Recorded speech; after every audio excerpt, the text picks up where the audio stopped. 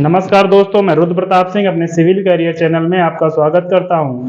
दोस्तों, आपको अपने सिविल कैरियर चैनल में कंस्ट्रक्शन से रिलेटेड सारी वीडियोस मिलेंगी और इसमें आपको इंटरव्यू में भी पूछे जाने वाले क्वेश्चन आपको बताए जाएंगे।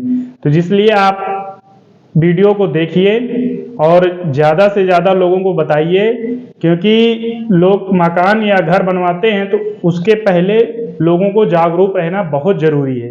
क्योंकि क्या हो रहा है, समय के साथ देखते हुए लोग काम को जल्दी करने के चक्कर में मकान जो बनता है वो क्या होता है, उसकी स्ट्रेंथ कम हो जाती है। तो इसीलिए आप लोग थोड़ा अपना अगर मकान बनवा रहे हैं तो उसके लिए जागरूक रहिए और हमारी वीडियो प्रॉपर देखिए, जिससे आपको कंस्ट्रक्शन से रिलेटेड सारी गुड प्रैक्टिस, कंस्ट्रक्शन प्रैक्टिस जो सारी वीडियोस हमारे चैनल सिविल कैरियर में अपलोड रहेंगी। आप लोग देखिए और उसी के अकॉर्डिंग आप अपना काम करवाइए। जैसे हम बता रहे हैं, आज बताने वाले हैं, जैसे आप लोग देख भी चुके होंगे कि आज हम बात करेंगे ब्रिक्स पर। ब्रिक्स अगर हम अपना इस्तेमाल करते हैं घर पे तो उसको कैसे इस्तेमाल करना चाहिए और किस स्टैंडर्ड की ब्रिक हमें मकान में लगवाना चाहिए, पहले ये बात, इसकी जानकारी होना बहुत ज़रूरी है। अगर आप लोग मकान बनवा रहे हैं तो हर एक कंपोनेंट की जानकारी लीजिए और हमारे चैनल में आइए, हर एक वीडियोस हमारे चैनल में पड़ी रहेंगी। तो ब्रिक्स जो होता है उसको अगर आप इस्तेमाल कर रहे हैं तो पहले मैं बताऊंगा, आप जैसे घर की भाषा में जानते होंगे, ब्रिक्स ऐसी ब्रिक्स को इस्तेमाल करना चाहिए कि जिसको देखने से लगे कि हाँ ब्रिक्स स्टैंडर्ड ब्रिक्स है। कैसे आप बता सकते हैं देखने में, उसका कलर जब आप देखेंगे वो एकदम लाल होना चाहिए, चेरी की तरह होना चाहिए। जब उसको आप देखकर इस्तेमाल करते हैं, मतलब जाते हैं देखते हैं साइड पे, उसे कैसे देखें, कैसे मतलब उसको चेक करें कि ये ब्रिक्स स्टैंडर्ड है कि नहीं। पहले उसे जाइए और पास में 2 ईंट लेके उसको आपस में जब लड़ाएंगे तो उसमें मेटालिक साउंड निकलेगा। इससे ये हमें पता चल जाता है कि हमारी जो ब्रिक्स है ये फर्स्ट क्लास की ब्रिक है। ठीक है, तो फर्स्ट क्लास की जो ब्रिक्स रहेंगी उसे जब आपस में लड़ाएंगे तो धात्विक ध्वनि आएंगी उसमें, ठीक है, मेटालिक साउंड आएंगे। उसके बाद जो हम ब्रिक्स यूज करते हैं उसको कम से कम 24 घंटे पानी में भिगो कर इस्तेमाल करना चाहिए। वो पानी कम से कम 1/6% पानी एब्जॉर्ब करना चाहिए।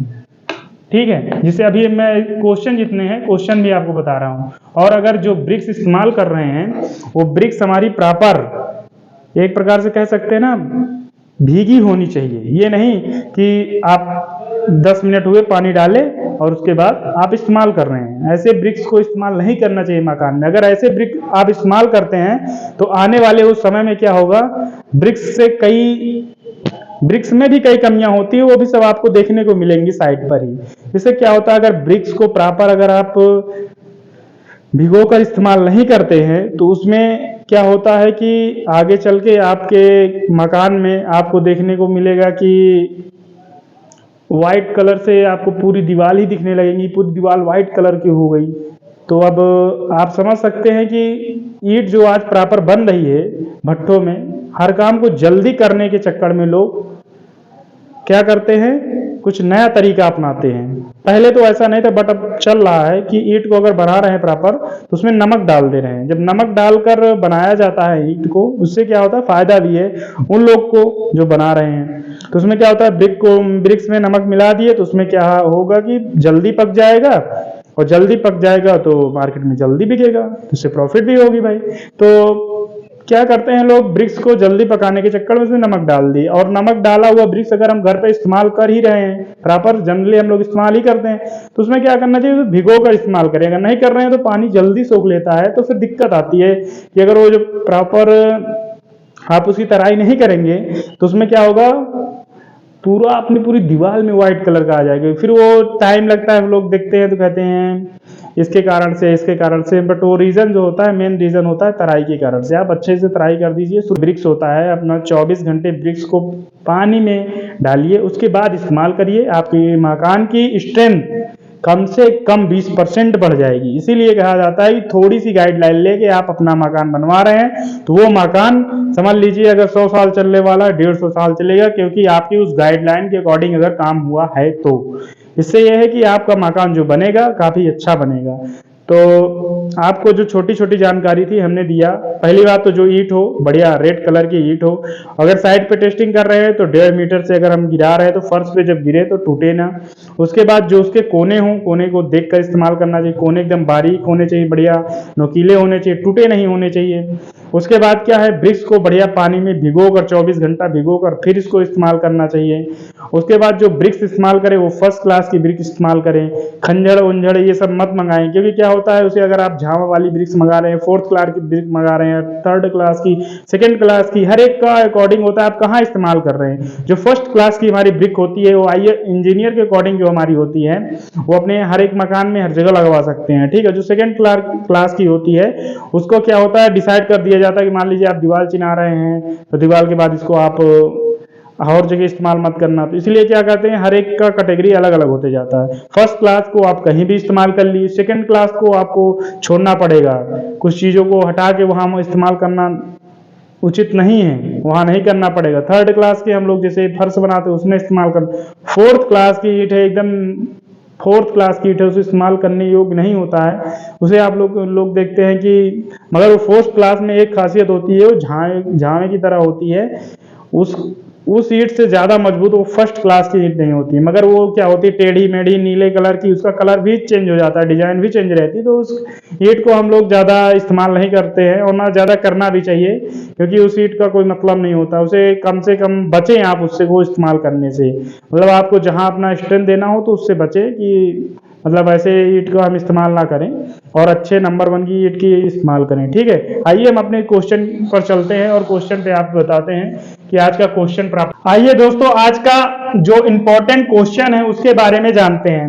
ये क्वेश्चन अपने ब्रिक्स से रिलेटेड है, जैसे हमने आपको अभी तक ब्रिक्स के बारे में समझाया है उसी से इंपॉर्टेंट क्वेश्चन ये निकाल कर रखा गया है। ये क्वेश्चन हमारे इंटरव्यू में भी पूछे जाते हैं, तो इसलिए इस क्वेश्चन को आप लोग ध्यानपूर्वक देखते जाइए और आपके दिमाग में जो कुछ भी क्वेश्चन आता है उसे आप कमेंट सेक्शन में कमेंट करके पूछ भी सकते हैं, वैसे कोई दिक्कत नहीं है, ठीक है। तो आइए हम लोग देखते हैं कि एक जो ईंट्स होती है अपनी ब्रिक्स होती है उसका स्टैंडर्ड साइज क्या होना चाहिए। पहली बात तो उसको जानते हैं। एक ईंट की जो इंडियन स्टैंडर्ड ब्रिक डायमेंशन होती है, जो उसकी साइज होती है BIS के अकॉर्डिंग कितनी होनी चाहिए, 19 × 9 × 9 सेंटीमीटर होनी चाहिए।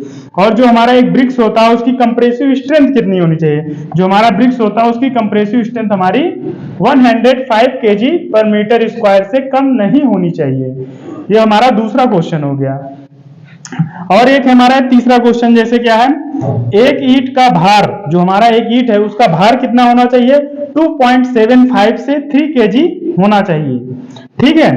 और एक ईंट की जो हाइट से अगर हम फेंकते हैं, एक ईंट को अगर 1.5 मीटर की ऊंचाई से फर्श में गिराने पर वो टूटना नहीं चाहिए, ठीक दोस्तों। उसके बाद जो हमारा ये 5वां नंबर क्वेश्चन है वो क्या कह रहा है कि एक ईंट को 24 घंटे तक पानी में डालने रखने पर वो अपने भार का 1/6 भाग से अधिक जल नहीं सोखना चाहिए। जो अगर हमारी ईंट है अगर उसे हम 24 घंटा पानी में डाल रहे हैं वो अपने भार का 1/6 से अधिक जल ना सोखे, ठीक है।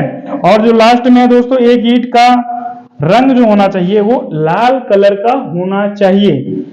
ये जो क्वेश्चन है ये आप लोग साइट पर भी इस्तेमाल कर सकते हैं। ये क्वेश्चन इसी तरह का क्वेश्चन आपको इंटरव्यू में भी पूछा जाता है, तो आप लोग थोड़ा ध्यान रखिए दोस्तों।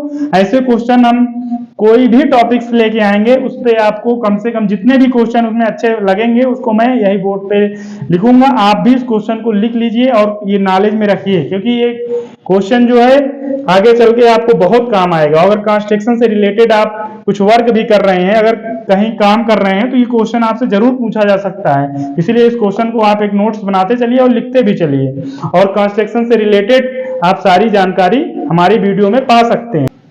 आपने अपना कीमती समय दिया दोस्तों, उसके लिए बहुत बहुत धन्यवाद। आप अपने सिविल कैरियर चैनल को लाइक करें, शेयर करें और सब्सक्राइब करें। धन्यवाद दोस्तों।